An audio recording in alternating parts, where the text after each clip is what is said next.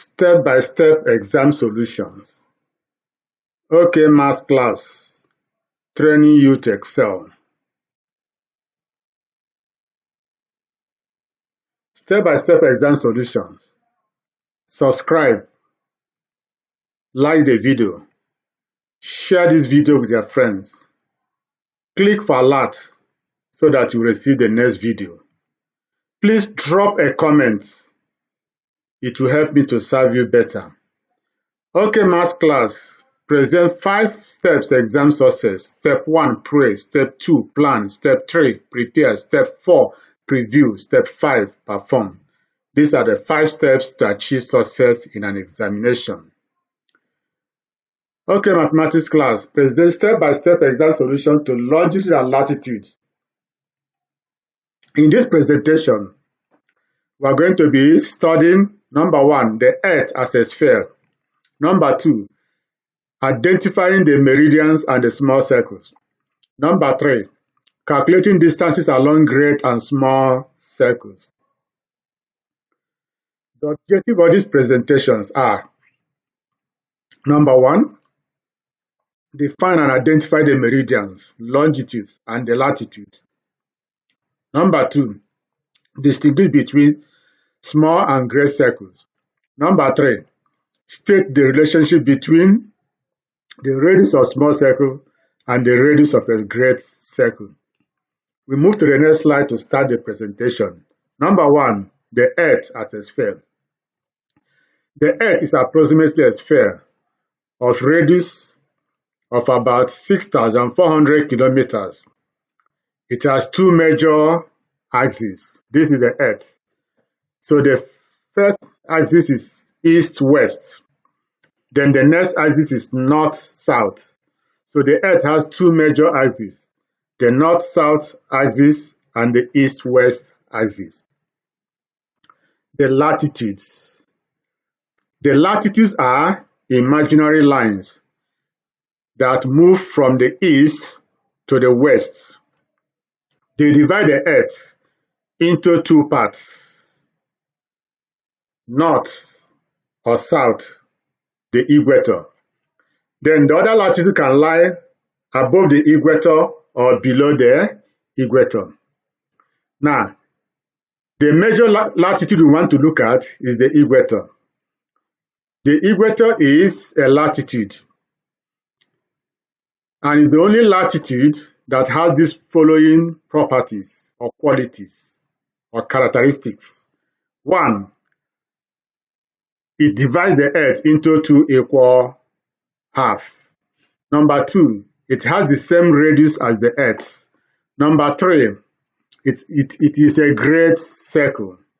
It is a great circle. All great circles have the same radius as the Earth. So the equator is a great circle. Then after the equator, the other latitudes are called parallel of latitudes. Parallel of latitudes. Now, look at illustration of this parallel of latitudes. Let's see the first small circle. This is the first small circle. It's not a great circle. This is another small circle. And then this is the equator, a great circle. Now, what do you notice about the parallel of latitudes? They are small circles. Their center is not in the same position as the center of the Earth or the sphere or the globe. They have a different center compared to the center of the globe. So now, these ones are called parallel of latitude because they have smaller radius. Their radii are smaller than the radius of the great circles. So we also look at that. We have looked at this before. We have explained that, but we have it here for reference purposes. So now we are looking at parallel of latitudes. What do you notice about them? Other latitudes are called parallel of latitudes or small circles. Parallel of latitudes have the following properties. Number 1, they divide the Earth into 2 unequal parts.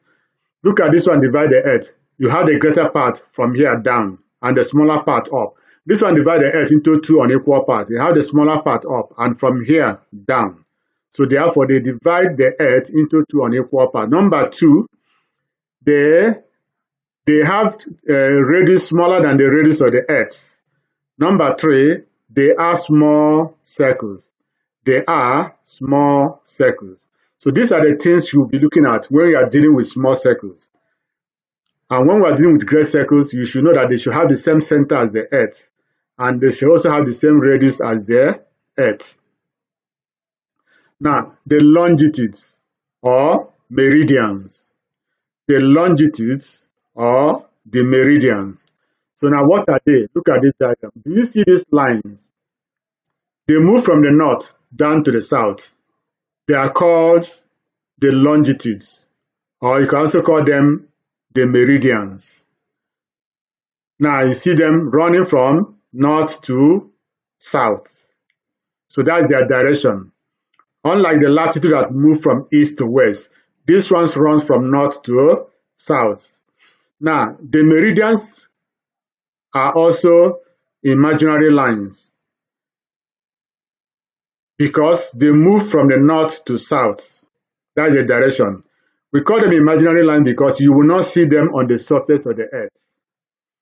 So they are imaginary lines that run from north to south. There is a major longitude we need to look at here, or the major meridian. That is called the Greenwich meridian.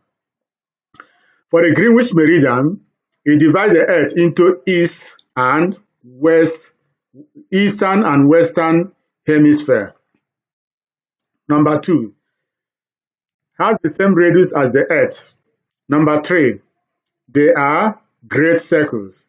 Being a great circle means also that they should have the same center as the earth. Other longitudes are called meridians.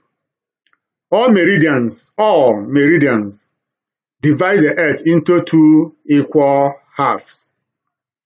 They also have the same radius as the earth. Number three, they are also great circles.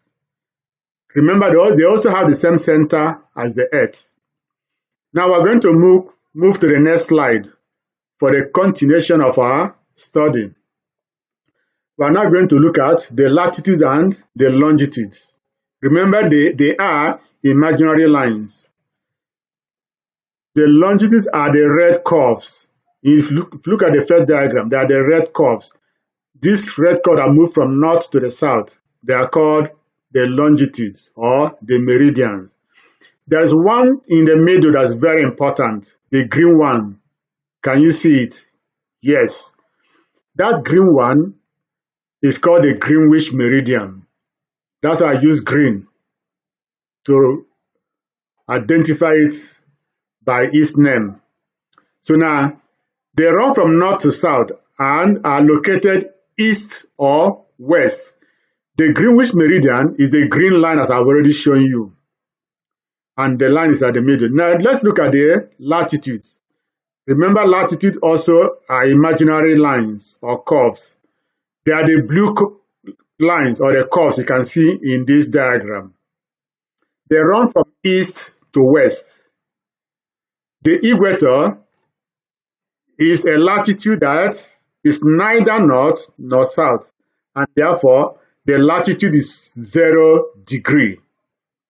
Not north and not south. Now, we want to see how do we identify a point? How do you identify a point on the Earth's surface? Now, look at this. Do you see the red line moving from north, coming to this point T, and the green moving from P, coming to this point T? So now, to locate the position of T, we trace its longitudes, and also we trace its latitude. Anywhere they intersect is the position of P, or T, is the position of the point T. So now you can see the one from the north comes here, and the one from the east comes and they meet at the point T. So therefore, the point T, as you can see it here, let me magnify so that I can see it clearly. See the point T here. This point T, as you can see, is on latitude 30 degrees south, the green line, and also on longitude 70 degrees west, the red one. They meet at this point T. In question, in text, they are written or they are expressed or written as T, meaning the position of T is on latitude 30 degrees south and longitude 70 degrees west. It then means that the latitude must be mentioned first before the longitude. Number 2, look at the point L here. Let me magnify so that you can see that point very well. Look at the point L here. It's on latitude 0 or the equator, and it's also on the longitude 50 degrees east. So now, having seen that, then we can now write that point L as 0 degree and 50 degrees east. So this assignment or classwork for you, use the same diagram we have used to locate the T and L and answer these questions on your own. Write down the points G, A, R, and D in this format. In this format we have used here. You look at it, identify the longitude and the latitude and write them. Remember the latitude must be written first. Then number 2, locate the points with the following descriptions. Now, they are giving this place, you are giving this and this. Look at this diagram, locate the points, either B or C or whatever point that correspond to this, and this. This is assignment for you. You do that on your own. So now, you locate all these points. Name the points on the latitude 30 degrees. Look at, identify 30 degrees. Name all the points on that latitude. Name the points on the longitude 70 degrees west. Identify them and name all of them. So now we are going to look at the relationship between the radius of parallel of latitude, small r, and the radius of the great circle, capital R. This is the parallel of latitude. It's a small circle with a small radius. And this is a great circle, the equator, with the center the same as the center of the earth. And the radius is capital R. And this is also another great circle with the radius R. And what you know about parallel of latitude, as the name implied, they are parallel. And then when you draw a transversal line cutting across those two parallel lines, they form alternate angles. So therefore, the angle theta is alternate to this angle. So this angle is also theta. So using this triangle A, B, and C, we are going to write down the equation that connects the big R and the small r and this angle theta. Now let's do that. So we highlight the ones we are talking about. You highlight them. So you see the red arc or the red sector now with this color. That's what we are going to use. But we are going to use this. Now we are going to have small r over capital R will give us cos theta. Remember that's the definition of cosine. Adjacent small r over the hypotenuse capital R. Now cross multiply. You are going to have small r will be equal to capital R cos theta. That shows us the relationship between the two. The modifier here is cos theta. When the angle theta is large, closer to the North Pole or the South Pole, r is small. And when the cos theta, or when theta is closer to the equator or small r will be large. So this is the modifier, a moderator, controlling the value of small r. So now using the relationship between the two, we can now be able to find a distance along small circles. And also we can also find a distance along great circles. Let's do that now. Distance or distances along great circles. Now, once again, what do you know about great circles? They have the same center as the Earth. They have the same radius as the Earth. So if they have the same radius as the Earth, that means all great circles will be calculated using the equation of the length of arc. But in this case, we are going to use the radius of the Earth, the radius of the globe. So the distance along great circles are calculated with the formula arc length is equal to 5/360 times 2 pi r. Remember, 2 pi r is the circumference of the great circle. This great circle, the circumference is 2 pi big R.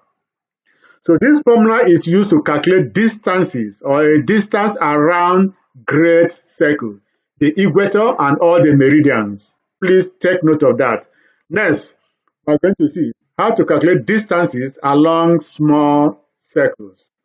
Distances along small circles. Now, for small circle, the radius of a small circle is small r. So therefore, the distance along small circle can be calculated using this formula 5/360 times 2 pi r. 2 pi r is the radius of the small circle. This small circle, the radius of this small circle is this. That's what we're going to use. Not capital R, but small r. But we know that small r is related to capital R by small r is equal to capital R cos theta. So now therefore, replacing small r by capital R cos theta, we're going to have the arc length for small circle will give us the formula you are seeing now. So now these are the formulas we need or we require to be able to solve calculations on longitudes and latitudes. Longitudes and latitudes. So now having seen this, we are going to move to the next slide to continue our discussion.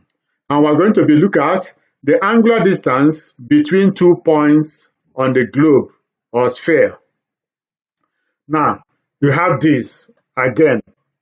How do we locate the distance between any 2 points?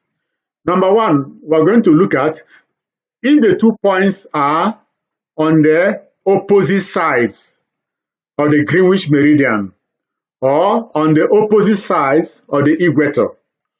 Meaning, if one is north, as you can see in the diagram here, if one is north and the other one is south, then we can add their latitudes to find the angle between those 2 points B and P. Suppose the 2 points B and E are on the opposite side of the Greenwich meridian. One is east and the other is west. The angle between them will be calculated by adding their longitudes. This one is on longitude 80 and this one is on longitude 70. So the angle between them should be 150. So therefore, we have the angle between any 2 points on the opposite sides of the globe is what? The sum, the addition of their latitudes or longitudes, depending on whether they are north or north and south or east and west. But if they are north and south, then we add the latitude north and the latitude south. Number two. So now we look at this. From the point E, we draw a line to the center of the earth and then join the point B. You can see that the point E, this point here, and this point here, they are, one is north, the other one is on the equator. And then the other one also, the point P is south. So now we complete the arc and then join from there to the center. So you can see B is north, 30° north, and P is on latitude of 30° south. So the angle between formed by this arc BP, which is angle BOP, should be the addition of 30 and 30. So now that this angle that is formed here is 30 and plus this 30. So therefore you are going to have the angle BOP will be 30, this one, and then 30, this one, giving us 60 degrees. Now, what if one is west and the other one is east? On the opposite side of the Greenwich meridian, the same thing is applicable.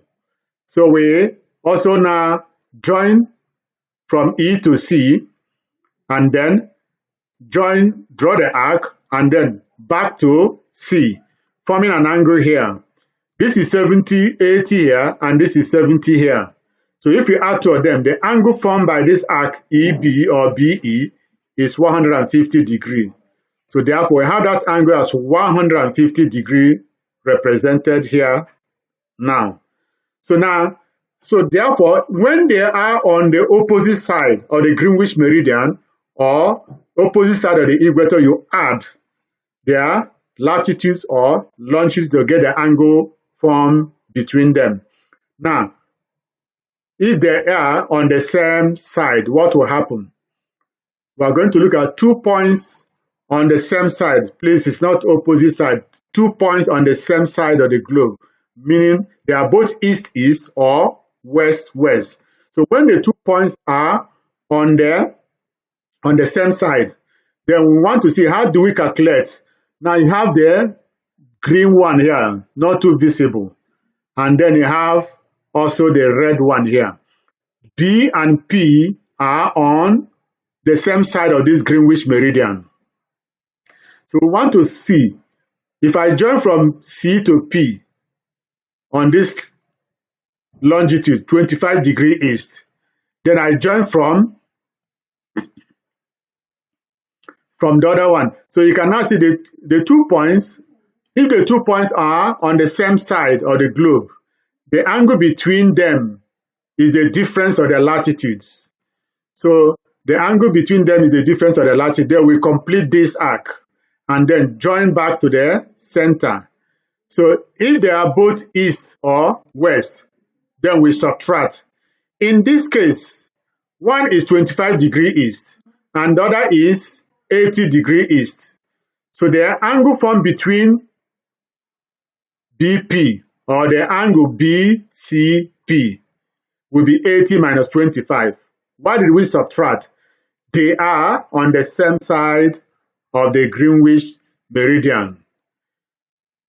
The method is the same if they are both west of the Greenwich meridian. So the summary here is, if the 2 points or the 2 towns are on the same side of the Greenwich meridian, you subtract. If they are on the same side of the equator, you subtract. But if they are on the opposite side, what do? We add. So now, this is just a class work for you. Find the angle formed by the point T and H, T and P. So now, that brings us to the end of this presentation. Remember to subscribe, like the video, share the video with your friends, and click the notification button so that when the next video is released, you will be alerted. Thank you for watching.